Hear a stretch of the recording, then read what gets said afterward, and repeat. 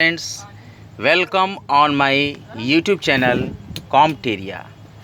In the previous lecture of ancient Indian history and culture, we will discuss about उत्तर वैदिक कालीन संस्कृति, जिसमें हमने राजनीतिक जीवन, राज्याभिषेक इत्यादि के बारे में चर्चा की थी। अब हम उसके साथ ही साथ हमने व्यापार, उद्योग, धंधे पर भी चर्चा की थी। इस प्रकार से कॉमटेरिया के बहुत ही इम्पोर्टेंट लेक्चर्स में हम आपको नित्य निरंतर बहुत ही आकर्षक प्राचीन भारत के लेक्चर्स को लेकर आते रहेंगे। पिछले भी मेरे कई लेक्चर्स आए हैं कॉमटेरिया पे, जिसको कि आप देख सकते हैं। कॉमटेरिया ने प्राचीन भारतीय इतिहास के लेक्चर्स को स्टार्ट किया है, जिसमें कि आज हम उत्तर वैदिक कालीन संस्कृति के धार्मिक जीवन पर चर्चा करेंगे, क्योंकि हमने सामाजिक जीवन पर चर्चा कर ली थी। उसके आगे ही मैं कंटिन्यू कर रहा हूँ लेक्चर्स को। आइए हम चर्चा करते हैं उत्तर वैदिक कालीन के धार्मिक जीवन पर। उत्तर वैदिक कालीन आर्यों के धार्मिक जीवन में 3 परिवर्तन दृष्टिगोचर होते हैं: देवताओं की महत्ता में परिवर्तन, आराधना की रीति में परिवर्तन और धार्मिक उद्देश्यों में परिवर्तन। उत्तर वैदिक काल में सृजन के देवता प्रजापति को सर्वोच्च स्थान मिला है, और उनमें 2 पूर्ववर्ती देव विश्वकर्मा और हिरण्यगर्भ समाहित हो गए। रुद्र और विष्णु 2 अन्य प्रमुख देवता उत्तर वैदिक काल के माने जाते हैं। रुद्र पशुओं के देवता थे, जबकि विष्णु को लोग अपना पालक और रक्षक मानने लगे। ऐतरेय ब्राह्मण में उल्लेख है कि सभी देवताओं के उग्र रूप से रुद्र की उत्पत्ति हुई। वात्स्यायनी संहिता में रुद्र को गिरीश, गिरत्री और कृतिवास कहा गया। अथर्ववेद में उल्लेख मिलता है कि प्रजापति ने रुद्र को सभी दिशाओं का स्वामी बना दिया। इस काल में वरुण मात्र जल के देवता माने जाने लगे, जबकि पूषण अब शूद्रों के देवता हो गए। उत्तर वैदिक काल में ही मूर्ति पूजा के आरंभ का आभास मिलने लगता है, लेकिन मूर्ति पूजा का प्रचलन गुप्त काल से माना जाता है। उत्तर वैदिक काल में आराधना की नीति में महान अंतर आया और स्तुति पाठ पहले की तरह चलते रहे, लेकिन यज्ञ करना कहीं अधिक महत्वपूर्ण हो गया। यज्ञ के सार्वजनिक और घरेलू दोनों रूप प्रचलित हुए। यज्ञ में बड़े पैमाने पर पशु बलि दी जाती थी, जिससे पशुधन का ह्रास होता गया। अतिथि गोधन कहलाते थे, क्योंकि उन्हें गोमांस खिलाया जाता था। यज्ञों में कर्म के साथ मंत्र पढ़े जाते थे। यज्ञ करने वाला यजमान कहलाता था। इन यज्ञों का सृजन, अंगीकरण और विस्तारण पुरोहितों ने किया, जो ब्राह्मण कहलाते थे। यज्ञ की दक्षिणा में गायें, दासियां, सोना, कपड़ा और घोड़े दिए जाते थे। राजसूय यज्ञ करने वाले पुरोहितों को दक्षिणा में 2,40,000 गायें मिलती थी, लेकिन यज्ञ की दक्षिणा में भूमि का दिया जाना उत्तर वैदिक काल में प्रचलित नहीं हुआ था। शतपथ ब्राह्मण में कहा गया है कि अश्वमेध यज्ञ में पुरोहित को उत्तर, दक्षिण, पूरब और पश्चिम 4 दिशाएं दे देनी चाहिए। अर्थात पुरोहित यहाँ तक संभव हो अधिक से अधिक भूमि हड़पना चाहते थे।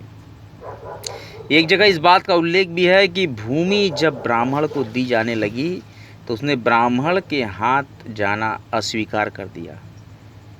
वैदिक यज्ञ 3 प्रकार के होते थे। प्रथम प्रकार के वे दैनिक यज्ञ थे, जो गृह कर्माणी कहलाते थे। इनको जन्म, विवाह और मृत्यु आदि के समय किया जाता था। इसमें 5 महायज्ञ, संस्कार आदि प्रमुख थे। दूसरी श्रेणी में वे यज्ञ हैं जो विशेष अवसरों या त्योहारों पर पूर्ण किए जाते थे।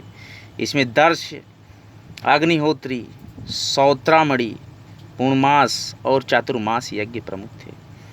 तीसरी श्रेणी में वे महायज्ञ आते थे जो कई दिनों तक चलते थे। इसमें राजा के साथ साथ जनता भी सम्मिलित होती थी। ये काफ़ी खर्चीले होते थे। इसमें सोम यज्ञ या अग्निष्टोम यज्ञ, अश्वमेध यज्ञ, वाजपेय यज्ञ और राजसूय यज्ञ महत्वपूर्ण थे। अग्निहोत्री यज्ञ प्रातः और सायं अग्नि उपासना के साथ संपन्न किया जाता था। इसे पापों के क्षय और स्वर्ग की ओर ले जाने वाले नाव के रूप में वर्णित किया गया है।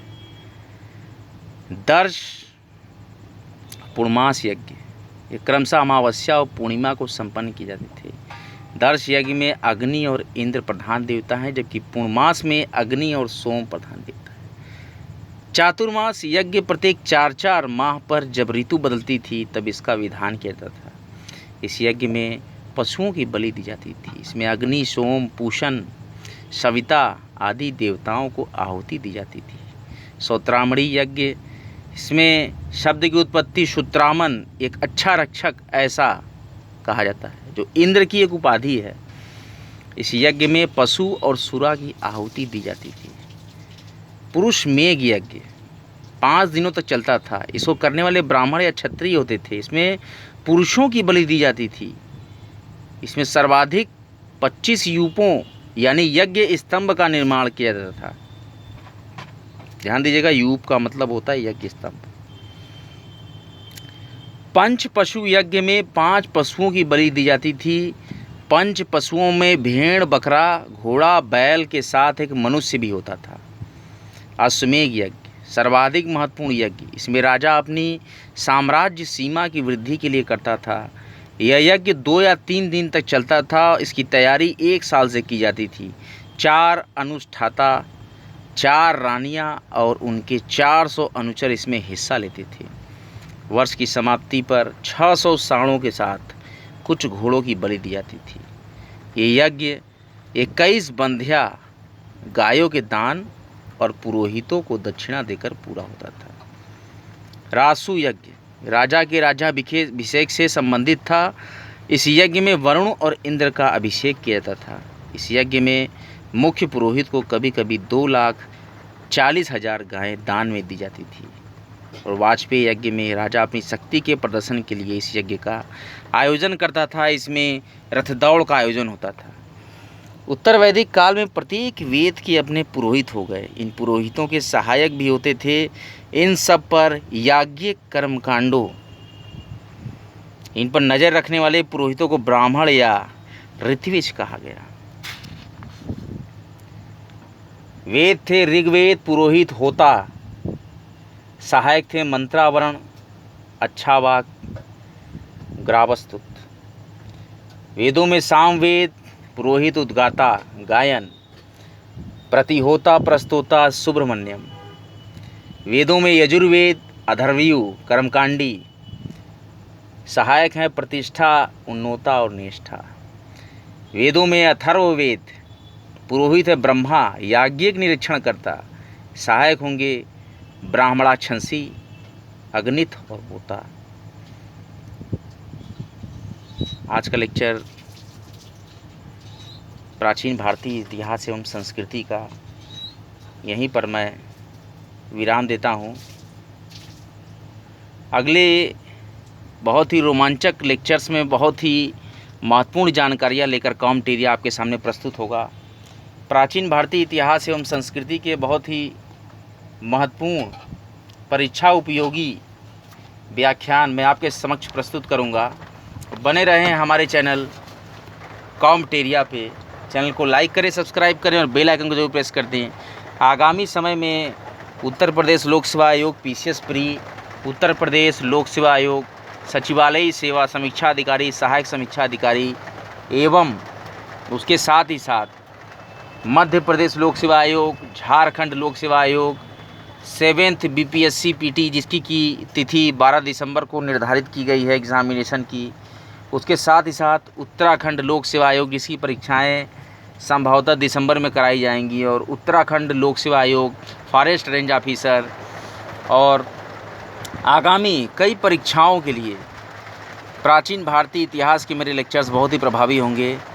आगामी लेखपाल परीक्षा यूपी SSSC पीईटी के थ्रू जो होगी उसमें भी कॉमटेरिया के लेक्चर्स बहुत ही लाभप्रद साबित होंगे। तो बने रहें हमारे यूट्यूब चैनल कॉमटेरिया पे। कॉमटेरिया नित्य निरंतर बहुत ही आकर्षक और ज्ञानवर्धक लेक्चर्स लेके आता है। कॉमटेरिया चैनल को लाइक करें, सब्सक्राइब करें और बेल आइकन जरूर प्रेस कर दें। इस वीडियो को ज़्यादा से ज़्यादा ज़रूरतमंदों तक शेयर करें। बने रहें हमारे चैनल कॉमटेरिया पे। जय माँ गंगा, हर हर महादेव।